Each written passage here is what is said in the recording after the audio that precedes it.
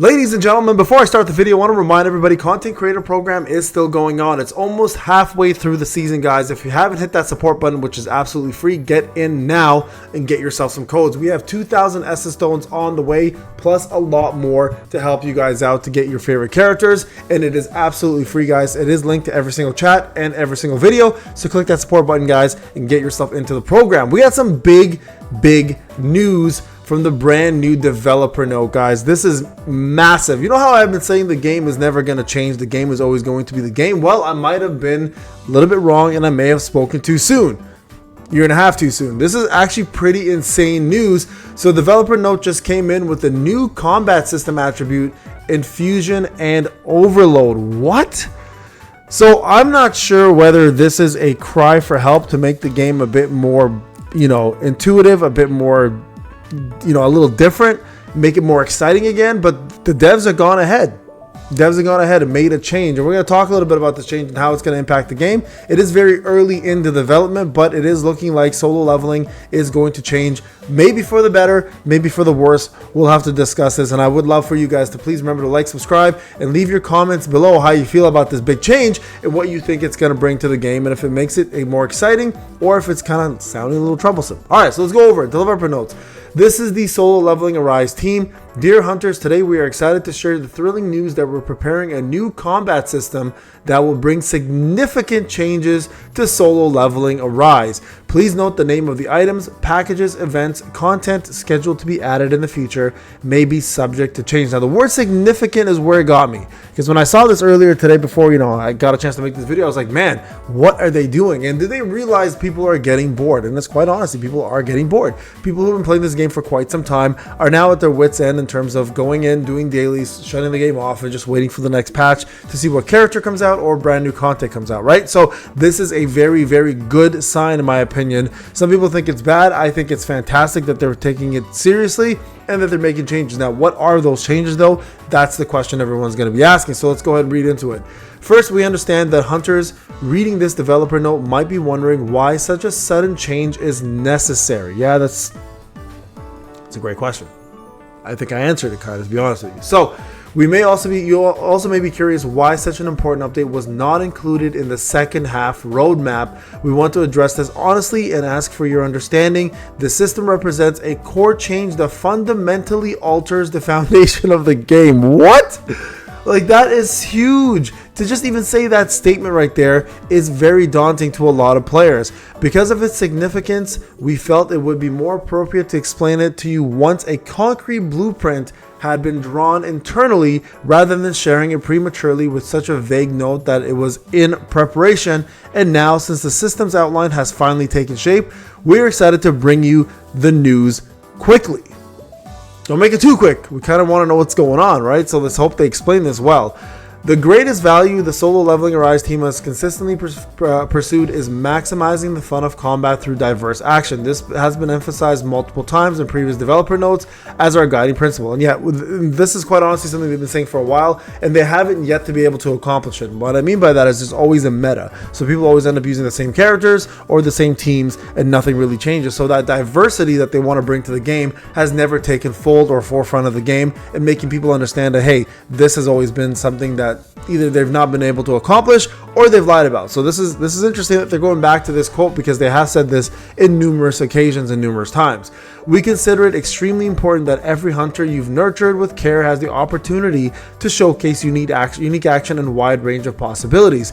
So how do we achieve this? Well, in order to achieve this, we have continued discussions and experimented aimed at not only breaking the established mold, but also enhancing the fundamental enjoyment of combat. And again, going back to that, right? I've said this, and I made a video literally like last week about it. The meta is changing, but there's always a meta. So they're looking to break that fold and break that mold, and also make it into something that maybe every character is viable. After much consideration, we plan to introduce, alongside the existing break system, a new strategic approach in the December update. I'm sorry, what? December update this quick? Okay, for all hunters to experience. With this new combat system, all monsters with specific elements will now have an attribute infusion, quote unquote, working title, corresponding to each of their weak attributes.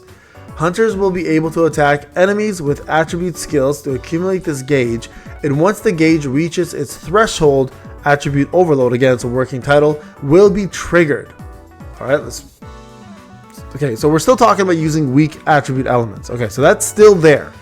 I was hoping they'd just take that away as a whole, maybe, and add in something completely diverse, but we're not taking that away. We're adding something alongside with weak elements.